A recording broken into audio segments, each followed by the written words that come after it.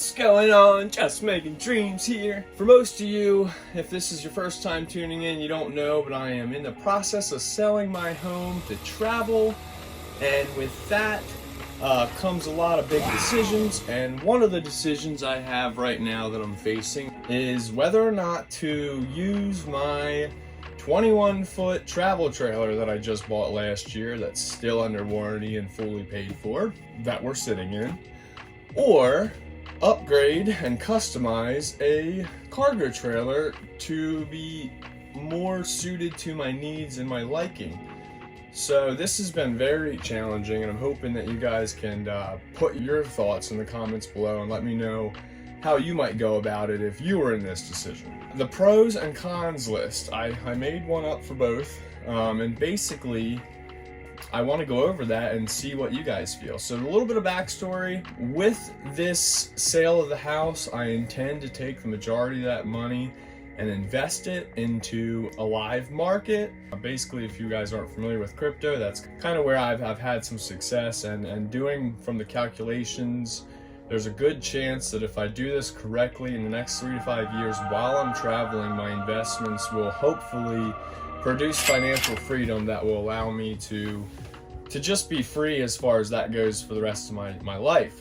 I may very well be wrong, and I've fully thought that process through as whether or not, if I'm wrong, am I going to be okay with that? Can I live with that result? And I've determined the answer is yes. If you want to know more about that, ask.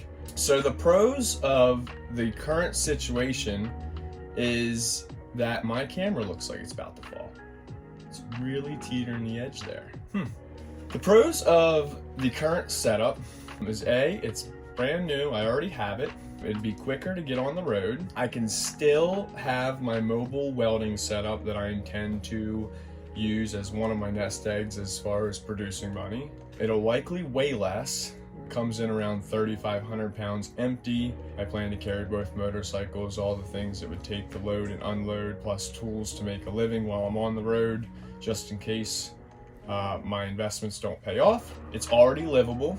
We're sitting in it, it's fully functioning, brand new under warranty camper, and it's cozy. It's exactly what I'd like for a home environment. Everything about this particular setup is just perfect. We'll put the link in the description below for the walkthrough I did previously when I first got it.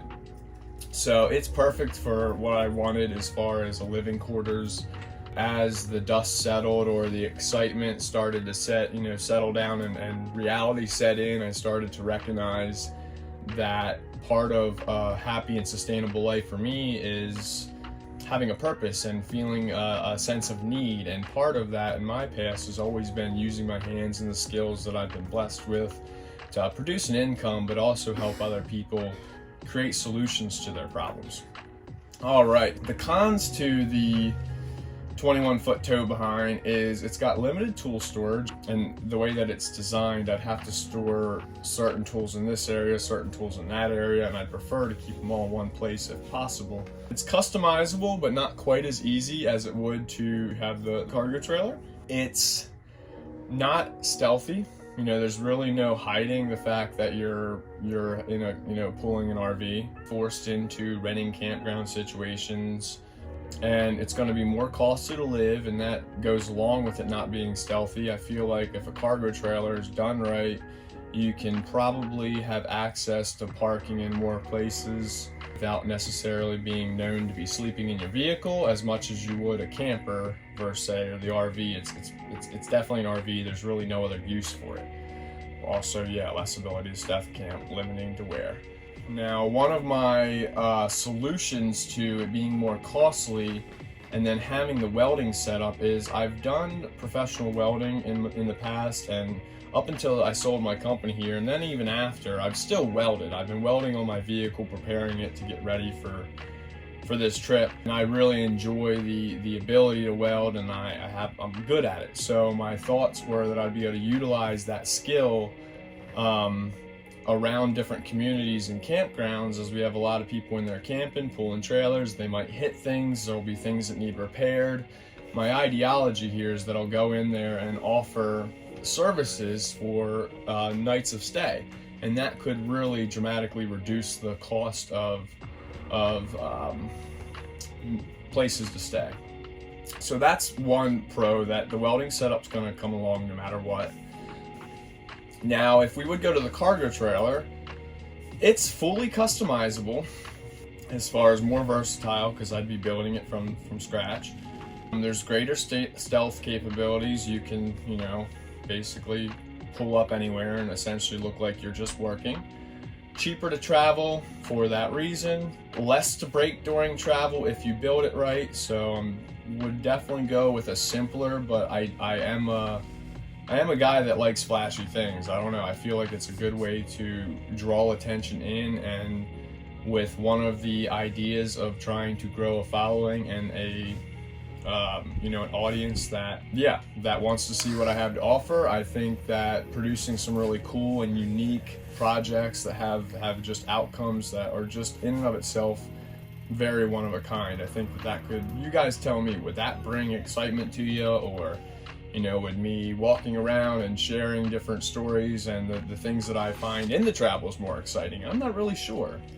I plan to do a mixture of both. My current YouTube trends suggest building the cargo trailer actually makes more sense, because the majority of you guys that are here currently on the channel are here for van life, camping, RV life, things of that nature. And as I look through other YouTubers that are successfully doing this, it appears as if almost any level of cargo conversion trailer has a substantial amount of views and generally creates a good following of people that are interested in the DIY aspect of building your own cargo trailer. And the skills that I've acquired in the last 10 months of remodeling my home, plus all of 30 years prior, from being a young kid till now, I'm pretty confident that I can definitely produce a good quality final product in which that would be utilized as an example or a showroom for just being able to express what we could offer you while we're on the road if we meet along the way, and just different ways that we would work together to help each other create solutions to your problems. And it would just help me continue to fund the travel, and I'd also just feel like my purpose is being fulfilled if I get the opportunity to help others succeed on their goals as well. So in that sense, the trailer could pay off sooner, provides more opportunity, more over time, and it also provides space for easily loading and unloading both of my motorcycles. I plan to take both of them. Additionally, I have a passion for motorcycles and know how to fix them.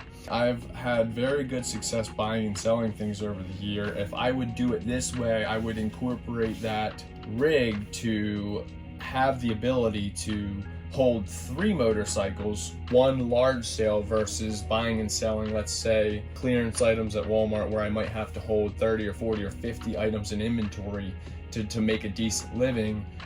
So it seems like a really wise opportunity to put enough space in this cargo trailer to house another motorcycle. If I need to produce the money, I could invest a little bit in a bike that needs some work. That could fund a whole month or 2 of traveling, judging from my first 30-day experience and how much that cost me to do what I wanted. So that seems like the logical way to go, is just give myself the ability to have more than one source of income and not completely rely on my investments or the welding gig to kick off. I always have the buy and sell opportunity. Now, the cons to the trailer: do not own it yet. If I did own it, I completely need to build it. There's a lot of unknowns, and I've never done that before, so there's definitely going to be some hurdles and challenges as a new builder that I will face. I guarantee that. I'm unsure of how to currently fund that. With the limbo of the home being sold and me not being in season with this camper, and I also have to get the mattress replaced under warranty and just a couple minor other things to get this prepared to sell and not take as much of a loss as I would have to. Most people do not stick to their first custom build design. So from the research I've done, if this is your first time going out and you take all this time to invest in a trailer and build it in which way you think you're going to want to utilize it, For most people's experiences, whether it be minor or major, they have to do modifications later to make it more suitable for their needs and liking. So I could always start the journey in this trailer for 3 to 6 months, and if it appears to be going well, keep moving, or if I really need a change, I could then maybe try to switch gears, sell the trailer wherever I'm at, and start building the cargo trailer, living in the bed of the truck with a cap in the meantime. So these are all things I'm thinking about, but the priorities are taking both motorcycles, dirt bike and cruiser, the welding equipment along with all the portable power tools that I need to produce an income, whether that be with some woodworking or metal fabrication. Another one, I really would like to have that ability to have a third bike. I do see a possibility if I take the truck and trailer, I could still put both bikes in the back of my insanely lifted pickup truck, which is more dangerous than shaking a stick at a Nimrod. Possibly buying a back rack for the camper here and, you know, hauling one on there if I really saw an opportunity that it would make sense. All of these things just create different hurdles to face.